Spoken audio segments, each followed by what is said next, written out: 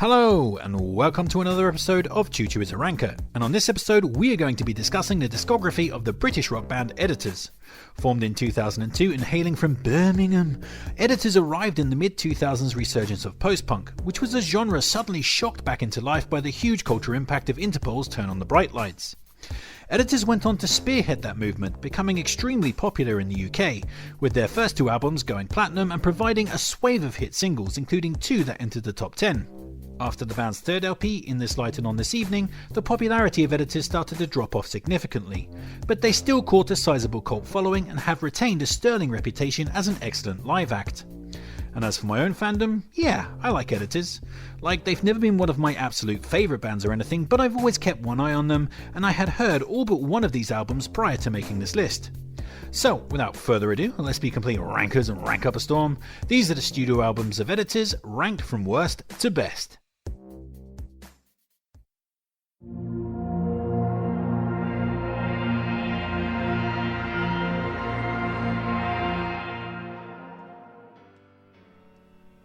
So we're going to be kicking off this list with An End Has a Start, which was the band's second LP from 2007. And here we have a prototypical sophomore LP, one hewn from relentless touring. The songs are very typical in their gothic stylings and have a tight, robust stadium rock feel. This is a set of songs mostly designed to go down well in front of a live audience. But as usual with these kinds of robust, workmanlike second albums, there's a tangible lack of progression or ambition. The straight-ahead rocking thrust of the record also limits true atmospheric depth, and of course it's hampered by the fact that it's just not as good as the first LP, while still doing largely the same kind of thing.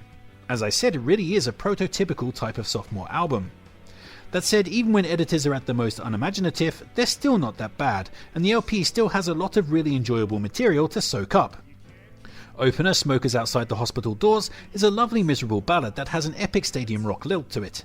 It does perhaps slide a little too close to Coldplay territory, but the odd occasional superior lyrics such as "How can we wear our smiles with our mouths wide shut" definitely set it apart. Weight of the World has a good lilting melody and an appealingly low atmosphere, but is juxtaposed by Tom Smith showing a rare glimmer of hope, concluding, "Every little piece of your life will mean something to someone." The Racing Rats is awesome with its constantly rising and descending riff, banging pace and wicked chorus as Smith ponders the question, if a plane were to fall from the sky, how big a hole would it leave in the surface of the earth? Push Your Head Towards the Air, meanwhile, is a more acoustic flavoured ballad with a really beautiful and dark upswell in the middle eight that elevates the entire track. While Well Worn Hand is a stark piano closer that is pretty great, with its heavy atmosphere and crushed emotive vocal performance that sounds like Tom Smith was basically weeping into his microphone. So far, so good, but that workmanlike quality does inevitably play a degrading factor.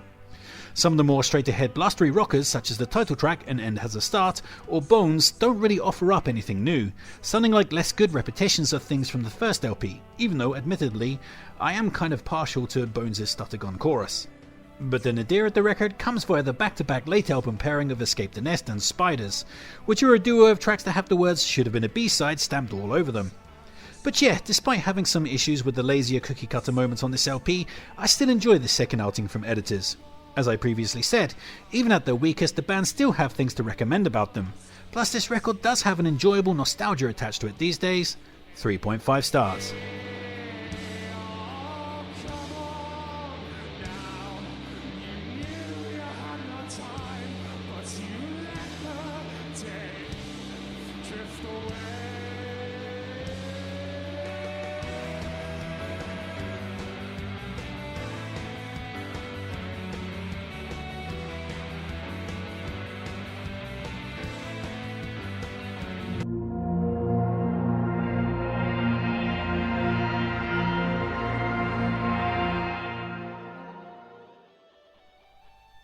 Next up we have In This Light and On This Evening from 2009, which was the band's third LP.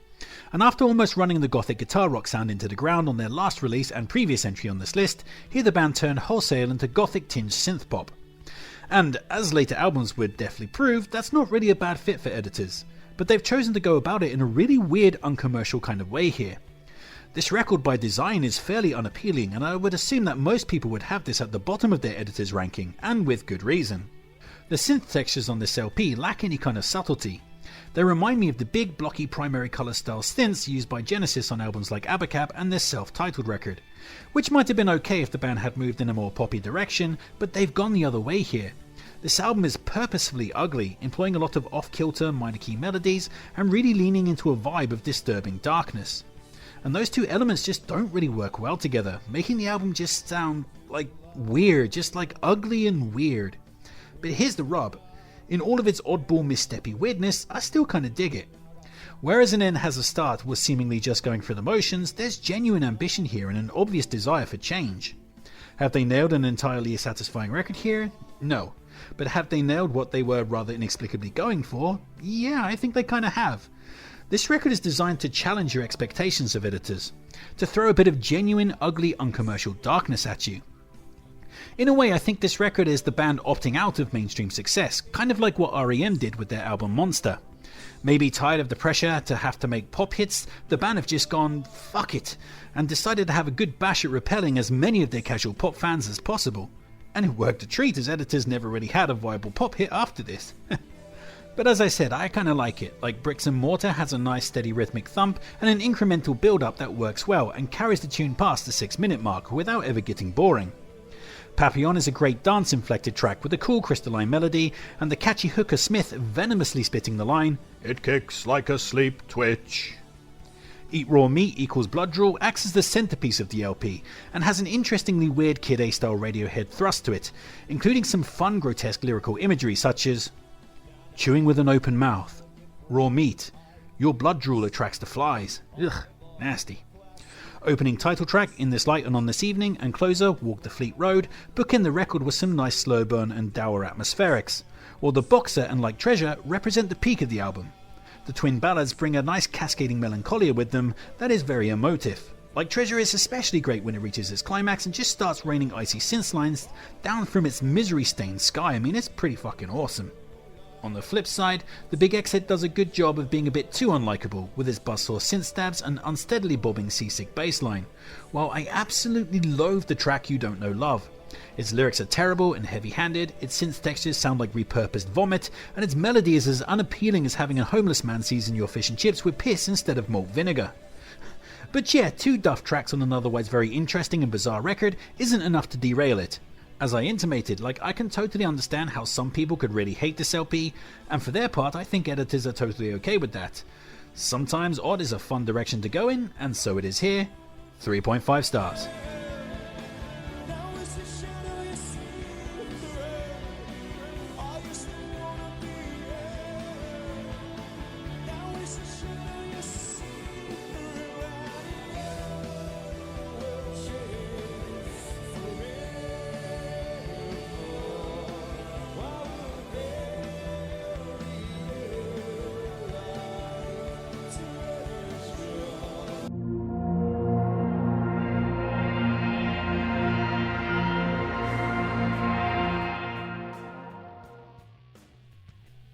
Next up we have The Weight of Your Love from 2013, which was the band's 4th album. And after the band's previous LP and prior entry on this list, the group's guitarist Chris Urbanowitz departed editors, citing Tom Smith's proclivity for introducing himself to people as Captain Descartes of the starship Enter Your Wives as the main reason for leaving. Well, it was either that or the creative differences. I'll let you decide the truth of the matter. And this obviously caused a major shift in the band's lineup, with new boy Justin Lockie replacing Chris on lead guitars. And in doing so, this whole record seems like a bit of a middle finger to their previous guitarist, as the band halted the synthpop direction in its tracks and dramatically pivoted back to guitar rock, as if to vengefully prove that they didn't really need Urbanowitz to make that kind of music. But there's still a noticeable stylistic shift here. The more overtly gothic elements of the band's first 3 albums has been greatly watered down here, replaced with a more generalised alt-rock sound. And for me personally, it works well, as I don't think editors really had much more to say via the guitar stylings of their early records, as evidenced by the somewhat tired sounding An End Has a Start. One of the best things about this LP is its sense of sonic variety. There's a much wider tonal palette on offer here, which feels fresher than the laser focus but also kind of one-note stylings of their previous 2 records. That said, this looser feel does also somehow make the record feel more inconsequential. It's hard to put my finger on exactly what I mean, but there's a kind of B-sidey, tossed-off nature to this album that makes it feel more like a footnote than any other editor's record. Usually that would be a big negative, but as I said, it just kind of works for me personally. Even the late album, zero effort, second or third B-side on a CD single sounding tracks such as Hyena or Two-Hearted Spider have a kind of lazy default charm to them. That said, this LP does have a couple of genuine sore spots. What Is This Thing Called Love is a string-soaked, romantically swooning ballad that sees Smith singing in a cringy falsetto, and the track falls hard into overwrought mawkishness. I mean, you'll be digging out the hand-on-your-heart earnestness from your teeth for weeks. Leave that kind of pap to Ed Sheeran, please. Well, Honesty is too rote for its own good. Its humdrum alt-rock is so middle of the road that it basically turns invisible. It's by far the blandest cut on the record. Mercifully, everything else on this is pretty good. High spots on a highly entertaining release includes the opening, The Wait, which reverts to gothic type with its brooding soundscape, but shows off a rare moment of self-effacing wit as Smith sighs, "I promised myself that I wouldn't sing about death. I know I'm getting boring." Sugar is rad with its funky buzzing bassline, catchy chorus and gnarly shrieking guitar howls. A Ton of Love keeps the quality high with yet more cavorting bass and a small left turn into a lighter, more pop-orientated direction, with a track that recalls Echo and the Bunnymen in peak jangle mode. And talking about jangle, Formaldehyde managed to perfectly capture REM's sound, with a super catchy chorus that sounds like Michael Stipe's ghost is possessing Tom Smith's ass. And Michael's not even dead yet. And even if he was dead, why would he be possessing Tom Smith's ass? Well, I guess they both do like to sing a little bit of shit every now and then. Anyway, my tip-top favourites of this though are the final two tracks, The Phone Book and Bird of Prey. The Phone Book is spectacularly beautiful with its muted folky backing, nagging catchy guitar riff and Smith's cracked yet booming vocals. There's an emotive delicacy to the track that I absolutely love. While Bird of Prey is a perfect closer with its steady march, autumnal soundscape and cool lyrics. A circling bird of prey above a church on a Sunday. Rain down through my head, scream out like children. My heart is a church bell ringing. That's some pretty badass lyrical imagery right there. So yeah, despite its weird footnotey B-side kind of vibe, I actually really like this LP and find it very easy and very enjoyable to listen to. 4 stars.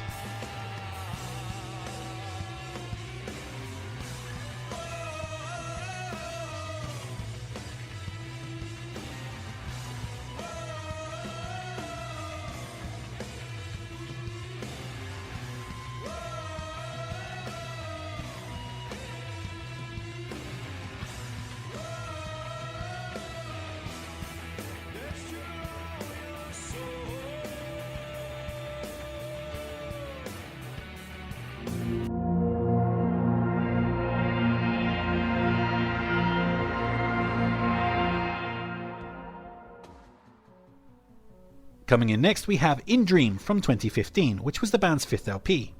And after the weight of Your Love's detour back into rock, here the band return full steam ahead to synthpop territory. But unlike 2009's In This Light and On This Evening, this album ditches the purposefully ugly soundscapes and plumps for something much more melodic. Likewise, those strange, blocky and amateurish synth tones have also been shown the door, replaced with much more slicker and much more subtle ones that belong in the modern world rather than back in 1982. There's just far more confidence being shown by the band here than their previous foray into the genre. Plus, the peaks on this record are pretty damn good, maybe even representing new highs for the band overall. But it's not quite perfect. Certain tracks such as Ocean of Night and All the Kings immediately set off warning alarms by straying too far into Coldplay territory. I mean, if you subbed out Tom Smith's voice for Chris Martin's on those tracks, it would actually be Coldplay. And not good Coldplay, more like a Sky Full of Stars era bland Coldplay. It's not like the tracks are bad or anything, in fact, they're ignorably pleasant and tuneful, much like a lot of Coldplay themselves. They just represent the band teetering on the edge of a direction that I really don't want them to go in. I mean, we don't need more Coldplay, we already have fucking Coldplay. Worse than that looming threat though is the song Our Love, which is another one of the very few Editor's tracks that I absolutely outright loathe. I mean, it's fucking awful. Tom's tacky falsetto and the repeated fist-pumping refrain of "Don't stop believing" are like nails on a chalkboard. It's like the ghost of shitty house music circa 1991 has come back to haunt my pallid bones. The song makes me want to hunt down Tom Smith and beat his ass to death with an 8-track copy of Rumours by Fleetwood Mac. Ah! Thankfully, the majority of everything else is pretty good to great, and the overall atmosphere is cohesive enough that in the end it all gets communally elevated into a more satisfying whole. High spots include the opening No Harm, which is legitimately fantastic. Its super dark, minimalistic gothic build-up is mesmerising, as Smith repeatedly snarls the unforgettably sinister line, "I'm a go-getter." Salvation is a lot of dark fun with its moody string stabs and absolutely gigantic chorus that's just bursting at the seams with unchecked bombast. Life is a Fear is a cool gurning synthpop banger that nicely sets up the building blocks for the band's next two releases. The Lore is great with its subtle guitar chorus, lovely female vocal additions and awesome soiree instrumental climax. At All Cost, meanwhile, brings a beautiful sense of tenderness to the record, with a stripped back bass and vocal styling commanding a gentle form of attention. While on the other end of the scale, the closer, Marching Orders, is full of epic Springsteen-style radio anthemia, which is usually not my cup of tea, but I do think the band have blended that kind of Americana with their own sound quite well here. Either that, or I've finally eaten one too many hamburgers. So yeah, this LP is the sound of editors finally moving towards their endgame. Sure, it's a little shaky in places, but ultimately the good far outweighs any bad here. And this record has a cohesion and a satisfying overall atmosphere and vibe that the records below it on this list can't quite match. 4 stars.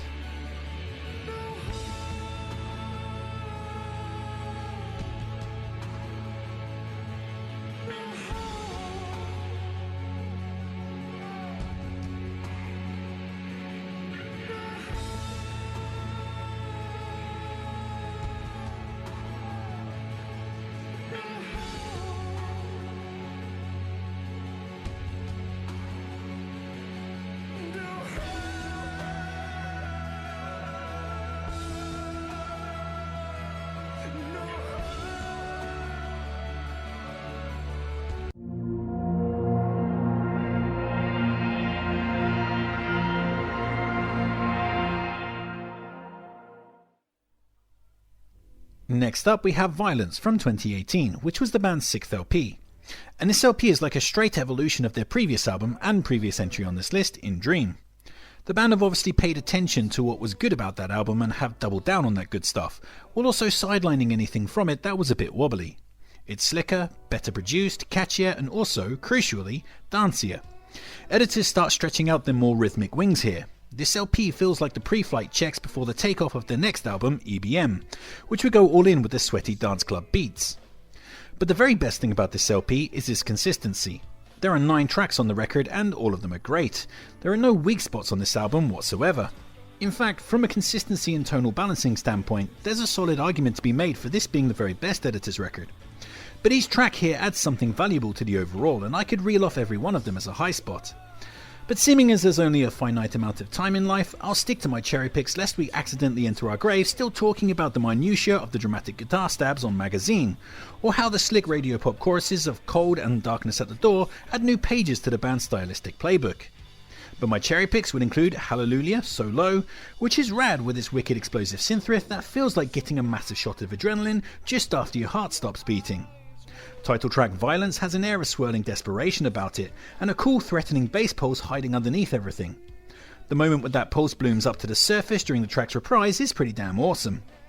No Sound But the Wind is a stunningly beautiful and deeply emotive piano ballad, with Smith impressing with his collapsing, war-torn yet tender lyrics. We can never go home. We no longer have one. I'll help you carry the load. I'll carry you in my arms as we walk through the ash and the charred remains of our country. With all the war and awfulness in the world at the moment, it's hard not to burst into tears when listening to that song. Counting Spooks is great with its skyscraping, super catchy chorus and fun cheeky musical references to The Cure's Lullaby during its climax. While Close Up Along couldn't sound more like Ryuichi Sakamoto if you dug up his bones and played an old 1980s synthesizer with them. But it's a homage that's earned and respectfully done, especially as the dramatic closing section of the tune is pretty badass. So yeah, Violence is a brilliant LP. It's stuffed full of great songs that display an alarming degree of consistency, and it's easily one of the best additions to Editor's discography. 4.5 stars. It's in a magazine. You got an image to keep safe. Bitten nails stay clean. Yeah. I took the lightest with a clenched fist. Time for the healing. Just gotta witness.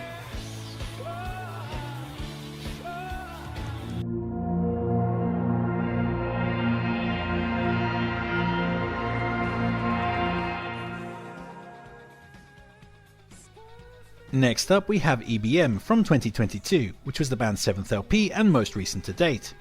And yeah, this list has very nearly gone in straight chronological order. Not quite, as we still have the number 1 record to get to, but very nearly.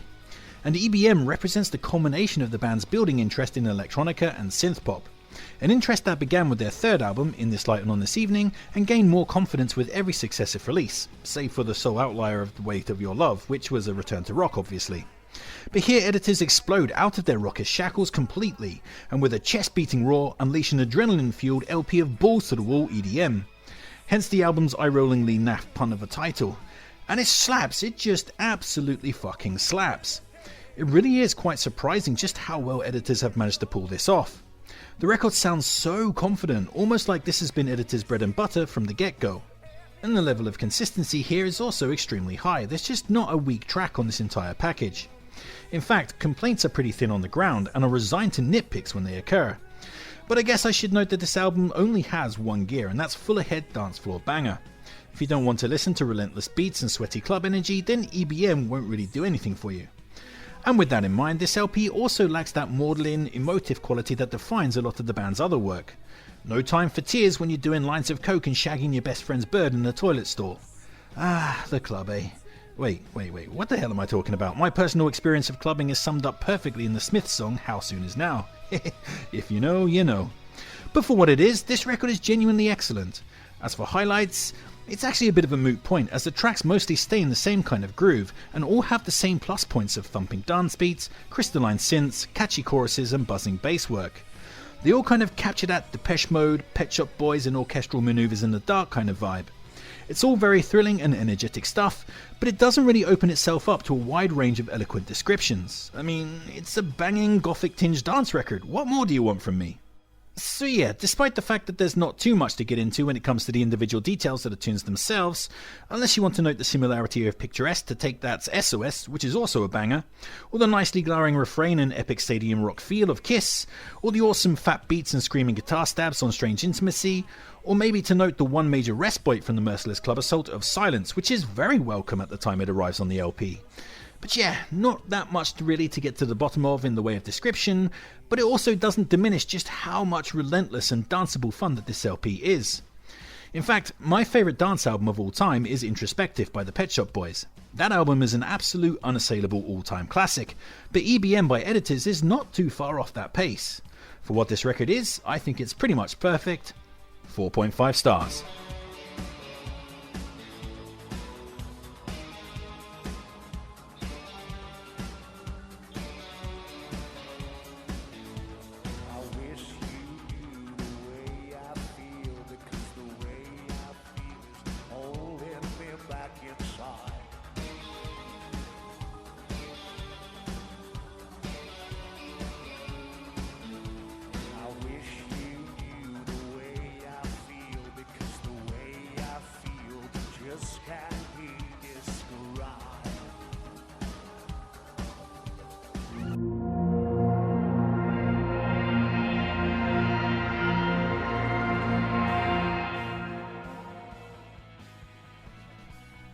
So here we are at the top of the mountain, and the editor's gold medal is going to go to The Backroom from 2005, which was the band's debut LP.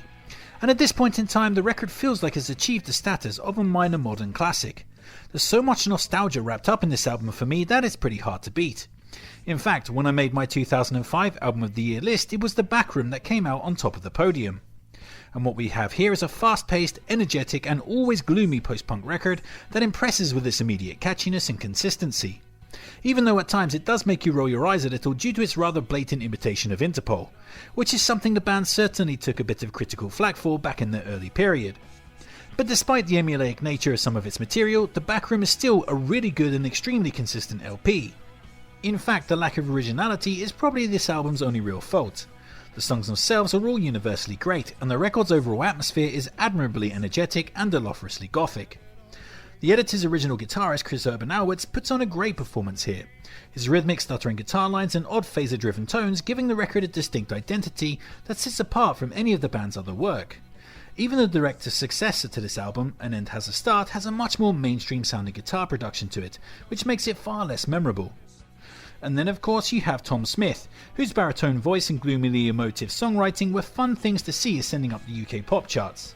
I mean, the last post-punk band to see the kind of chart success that Editors enjoyed in the mid-2000s was maybe The Cure or Depeche Mode in the late 80s or early 90s. And the initial success of Editors was an exciting and rather incredulous thing to be part of as a post-punk fan. While the rhythm section of Russell Leach on bass and Ed Lay on drums was as tight and as wiry as you could ever want from this kind of record. Highlights on a pristine LP stuffed with bangers includes the opening Lights, which kicks things off with a short sharp track that introduces that distinctive early Editors sound with more catchiness than you can shake a wobbly phaser modulated guitar riff at. Munich is a fantastic and energetic tune, even if it is the biggest Interpol ripoff that you'll ever hear in your life. Its chorus of "People are fragile things, you should know by now, be careful what you put them through," is probably a life lesson that we could all stand to take a little more note of. Blood is a stomping blast of insanely catchy gothic pop that makes you want to sing along with every line. Fall and Camera represent turns into a dark and gothic atmosphere driven direction. Their spacious compositions give the songs ample room to breathe and linger sullenly in their moods of wilting melancholia, while Sparks is a fun, bouncingly catchy pop rock tune that has definite Parachutes era Coldplay vibes running through it, which is probably the point where the Coldplay comparisons stop being a bad thing. But we're not done there because, well, the hits they just keep on coming. Fingers in the Factories is a lot of fun, with its super catchy stuttercon chorus absolutely leaping out of the speakers. The band's debut single, Bullets, is phenomenal with its glowering intensity, whiplash chorus, rolling drum break and Joy Division energy. While Open Your Arms is a song that I've adored since the first time I heard it. Its steady build-up, cathartic explosion and Tom's passionate delivery of the explicitly anti-racist lyrics are a thing of true post-punk beauty. Mwah! Chef's kiss, I absolutely fucking love that song. So yeah, The Backroom is an absolute banger, an instant classic of a debut album, and my fairly easy pick for the best Editors LP. 5 stars. So now I've come to the end of my deep dive. The question remains, did I gain more appreciation for the band? And this time the answer is yes, absolutely. As I said during the intro, Editors have never been one of my favourite bands. But having seen the way that the band have built themselves back up to banger territory after hitting rock bottom with their second release, colour me impressed. The band feel like they're just hitting their peak right now, and I'm excited to see what they're going to do next. And yeah, I am definitely a bigger fan of theirs coming out of this episode than I was going into it. And that's my list. Of course I know that won't be your list, so why not sound off in the comments and tell me how you'd rank these records. Don't forget to like, share, subscribe and all that other kind of YouTube jazz. Feel free to check out the Editors Spotify playlist that I personally curated, link in the description below. Make sure to take care of yourselves, but most importantly, just keep on ranking.